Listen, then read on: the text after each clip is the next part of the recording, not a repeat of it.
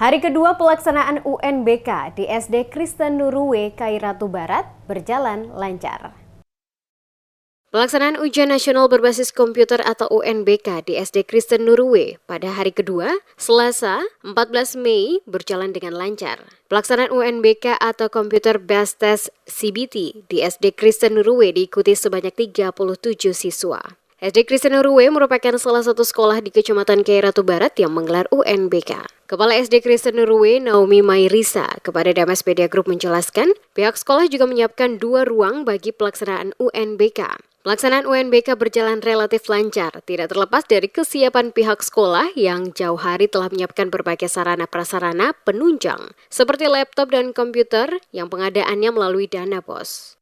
Kalau dari saya selaku pimpinan lembaga ini, saya berterima kasih banyak kepada Tuhan yang pertama, karena dalam segala keberadaan, kekurangan, dan keterbatasan saya sudah bisa melakukan ujian sekolah berbasis komputer ini tahun ketiga untuk SD Kristen Nurwe. Kami selama ini juga tidak ada dapat bantuan Chromebook, tidak ada dapat bantuan apa-apa. Tapi kami punya semangat yang kuat dengan adanya bantuan dana BOS dari pemerintah pusat. Itu membuat kami semangat, dan lewat dana BOS itu kami mengambil inisiatif untuk pengadaan komputer, pengadaan laptop, hal-hal yang menyangkut dengan ujian sekolah berbasis komputer. Ketua Panitia Pelaksana UNBK SD Kristen Nurwe, Gideon Sigarlakie, mengapresiasi Lembaga Pendidikan SD Kristen Nurwe yang untuk ketiga kalinya melaksanakan UNBK dibanding sekolah lain di Kecamatan Kairatu Barat. Dikatakan dalam era digital ini, UNBK menjadi penting karena melatih siswa untuk lebih memahami teknologi dan sebagai langkah menuju pendidikan yang lebih baik, yang lebih relevan dengan tuntutan zaman.